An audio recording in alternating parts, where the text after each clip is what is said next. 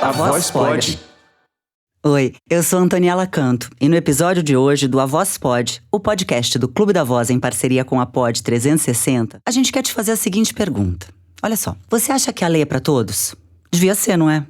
Pois é. Só que quando uma lei vem pra modificar um comportamento equivocado da sociedade, ela entra em vigor, mas ainda demora um bom tempo para que aquela situação se altere. Isso aconteceu com um dos capítulos mais abomináveis da história, que foi a escravidão. No Brasil, a Lei Áurea, assinada pela princesa Isabel, libertou os escravos, mas não criou condições para que eles sobrevivessem de maneira autônoma. Nos Estados Unidos, o documento de abolição da escravatura ficou conhecido como Proclamação da Emancipação e teve exatamente o mesmo efeito. Por isso, através da história, coube a líderes e ativistas a tarefa de fazer valer na prática os direitos de igualdade racial. Hoje, você vai conhecer melhor a figura de Martin Luther King, que ganhou notoriedade após proferir um histórico discurso em 1963, que ficou conhecido como I Have a Dream, ou em português, Eu Tenho um Sonho. Esse sonho era viver em um mundo não só de direitos, mas de oportunidades iguais, onde todos pudessem viver de maneira solidária e sem distinções. Nesse episódio do A Voz Pode, você vai ouvir uma dramatização exclusiva desse discurso histórico. Mas antes, vamos conhecer um pouco mais sobre Martin Luther King, que era admirador das ideias de Gandhi. E é claro, assim como o líder indiano, também pregava a não violência. Esse cara genial sonhou transformar a sociedade americana e inspirou ativistas por todo o mundo, mas também pagou com a vida por ter esse sonho. E aí? Ficou interessado? Então, quem vai nos falar mais sobre ele é o meu amigo Nelson Gomes. Olá pessoal, tudo bem? Bom, eu vou falar a respeito do discurso I Have a Dream, de Martin Luther King, que foi feito 100 anos após a abolição da escravatura nos Estados Unidos. E olha, para muitos, é considerado como o mais importante do século XX. Martin Luther King nasceu em Atlanta em 1929 e se tornou pastor da Igreja Batista. Para quem não sabe, ele foi um dos maiores líderes negros na luta contra a discriminação racial, mas também defendeu os direitos das mulheres e se posicionou abertamente contra a guerra no Vietnã. Sua estratégia de luta era o método da não violência e a pregação de amor ao próximo. Ok, você já ouviu isso. Pois então saiba que ele praticava a mesma desobediência civil que foi utilizada por Mahatma Gandhi durante a independência da Índia. Ao optar pela Revolução Pacífica, lógico, ele provocou a ira de grupos racistas como a Ku Klux Klan. Mas acredite, também encontrou resistência entre grupos de ativistas negros que usavam métodos e discursos violentos, como os Panteras Negras e o muçulmano Malcolm X. O famoso discurso que tem como frase emblemática I Have a Dream, que em português quer dizer Eu Tenho um Sonho, foi feito durante a Marcha sobre Washington em 1963 e reuniu 250 mil pessoas. A maior conquista resultante dessa marcha aconteceu um ano mais tarde, quando foi homologada a Lei dos Direitos Civis, que garante igualdade de direitos entre brancos e negros americanos que não existia no país. Nesse mesmo ano, Martin Luther King recebeu o Prêmio Nobel da Paz.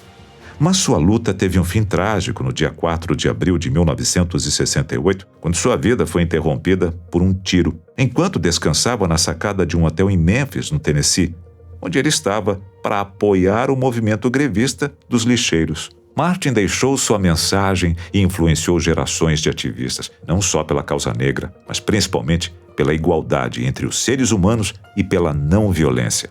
Para que os americanos nunca se esqueçam desse sonho, todo dia 20 de janeiro é feriado nacional nos Estados Unidos, abençoando o dia em que nasceu Martin Luther King. Bom, agora, para nos inspirar ainda mais, nós vamos ouvir as principais falas desse discurso histórico na voz do meu amigo Edinho Moreno. Eu estou feliz por estar hoje com vocês, num evento que entrará para a história como a maior demonstração pela liberdade em nosso país. Há 100 anos, um grande americano, sob cuja simbólica sombra nos encontramos, assinou a Proclamação da Emancipação. Esse decreto fundamental foi como um grande raio de luz e esperança para milhões de escravos negros que tinham sido marcados a ferro nas chamas de uma vergonhosa injustiça. E veio como uma aurora feliz para pôr fim à longa noite de cativeiro.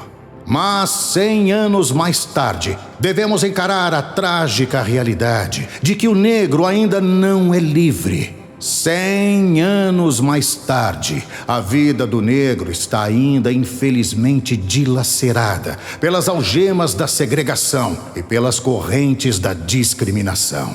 100 anos mais tarde, o negro ainda vive numa ilha isolada de pobreza, no meio de um vasto oceano de prosperidade material. 100 anos mais tarde, o negro ainda definha nas margens da sociedade americana, estando exilado em sua própria terra. Por isso, estamos aqui hoje para denunciar essa terrível condição. Viemos também para este lugar sagrado, para lembrar a América da clara urgência do agora. Agora é o tempo de tornar reais as promessas da democracia. Agora é a hora de sair do vale escuro e desolado da segregação para o caminho iluminado da justiça racial.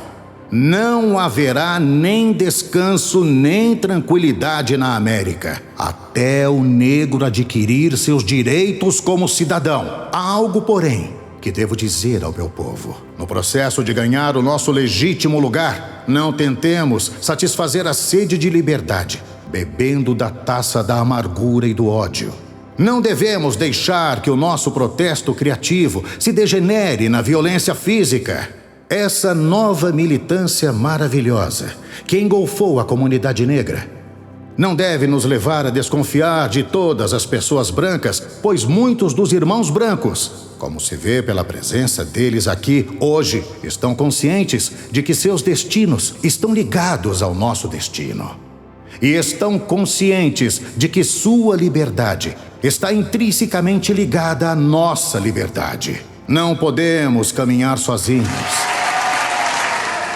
Digo-lhes hoje, meus amigos, que apesar das dificuldades e frustrações do momento, eu ainda tenho um sonho. É um sonho profundamente enraizado no sonho americano. Eu tenho um sonho de que um dia essa nação se erguerá e viverá o verdadeiro significado da sua crença, dizendo que todos os homens são criados iguais e consideramos essa verdade evidente.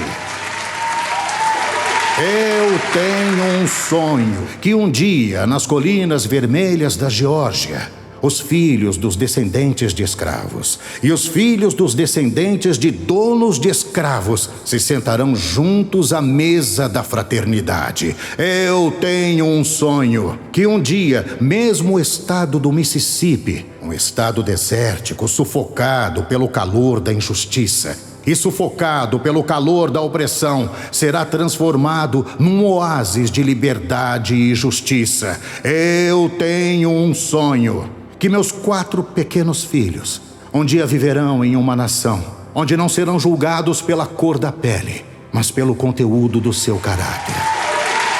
Eu tenho um sonho hoje.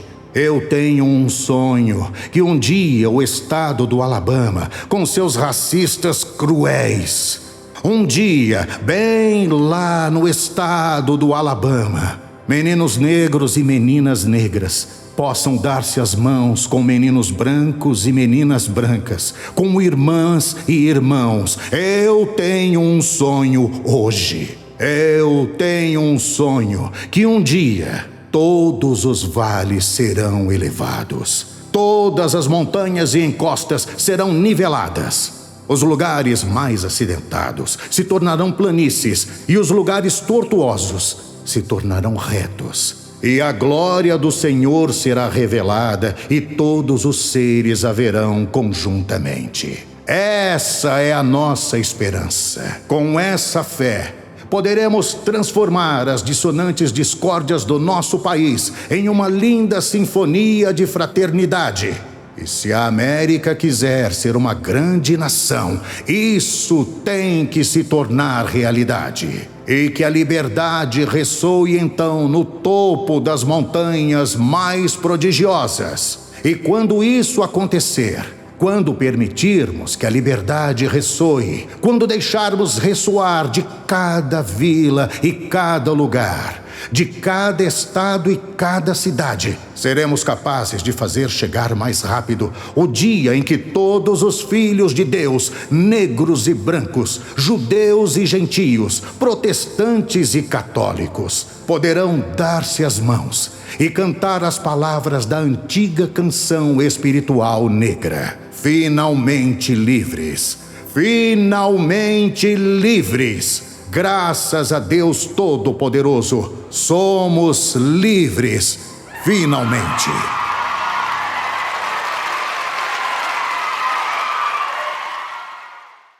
Uau, demais, demais, emocionante, tô arrepiado aqui. Não é à toa que esse é considerado um dos maiores discursos da história.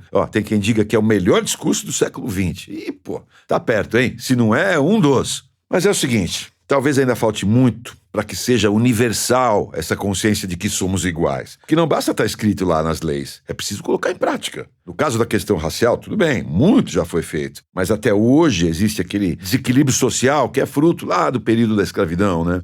O mesmo princípio de igualdade, olha só, a gente pode aplicar para a condição da mulher, para a discriminação religiosa, para a discriminação social. Por exemplo, ouvindo a minha voz, você saberia dizer se eu sou negro, branco ou índio? Não, né? Se eu sou católico, judeu, muçulmano, ou ainda se eu sou pobre, rico ou da classe média? Pois é, pensa nisso e dê voz ao seu pensamento. A voz nos iguala, nos faz imaginar um mundo melhor e mais justo, um mundo onde os sonhos de Martin Luther King fossem realidade. Não seria legal, não? Então é isso aí, muito obrigado. Eu sou o Fábio Cirello e este foi mais um episódio de A Voz Pod, o podcast do Clube da Voz em parceria com a Pod 360, que apresenta em seu programa grandes discursos históricos. É muito legal. Se você gostou, manda aí um recado pra gente pelo site clubedavoz.com.br, beleza? E acompanhe o programa, claro que vem muita coisa boa ainda por aí, tá bom? Fique ligado então, cara. Beijo, até o próximo.